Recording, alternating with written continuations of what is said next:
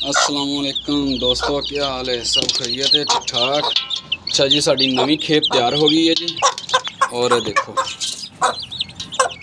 और माशाल्लाह बहुत ही अच्छा इस काम का रिजल्ट जा रहा वा। देखो जी, बहुत ही शौक नाल खांदे है और ग्रोथ मैं कहना क्या ही बात उसकी। चेक करो दोस्तों जरा इसका रिजल्ट।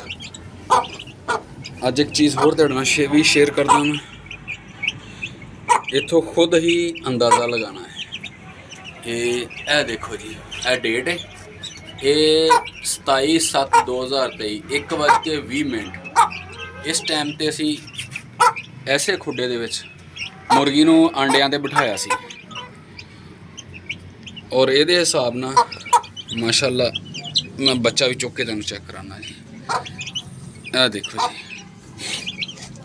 ਹੁਣ ਇਹਨਾਂ ਨੂੰ ਖਾਣ ਨੂੰ ਧਿਆਨ, ਇਹਨਾਂ ਦਾ ਜਰਾ ਕੈਮਰਾ ਮੈਂ ਸਿੱਧਾ ਕਰਦਾ ਇਹਨਾਂ ਨੂੰ।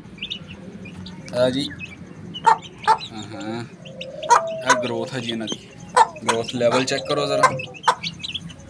ਸ਼ੌਕ ਕਰਨਾ ਹੈ ਤੇ ਜਨੂਨ ਦੀ ਹੱਦ ਤੱਕ ਕਰੋ, ਬਲਕਿ ਹੱਦ ਹੀ ਨਹੀਂ ਕੋਈ ਵੀ। ਜਿੰਨਾ ਵੀ ਇਹਨਾਂ ਨੂੰ ਟਾਈਮ ਦੇ ਸਕਦੇ ਜੇ, ਜਿੰਨਾ ਤੁਸੀਂ ਕਰ ਸਕਦੇ ਜੇ, ਉਨਾ ਹੀ ਇਹਨਾਂ ਦੇ ਟਾਈਮ ਦਿਓ, ਉਨਾ ਹੀ ਇਹਨਾਂ ਦੇ ਸਰਵ ਕਰੋ। ਆਪਣਾ छोटा शौक कर लो, लेकिन लावारस ना शौक करो। बस यही कहांगा। अज की वीडियो इत्थे इख्तिताम करते हैं। असल च टॉपिक कुछ होर सीगा वीडियो का, लेकिन काम की मसरूफियत की वजह तो वीडियो नहीं लगा सकिया, वो तैयार नहीं कर सकिया। मैं सोचा कि भी वो ही चेक कराना सी। मैं भी यह चीज़ हम कल्ले ही चेक करा देने दोस्तों को। अपना और अपने परिंदियों का बहुत सारा ख्याल रखना। अल्लाह ने कहता।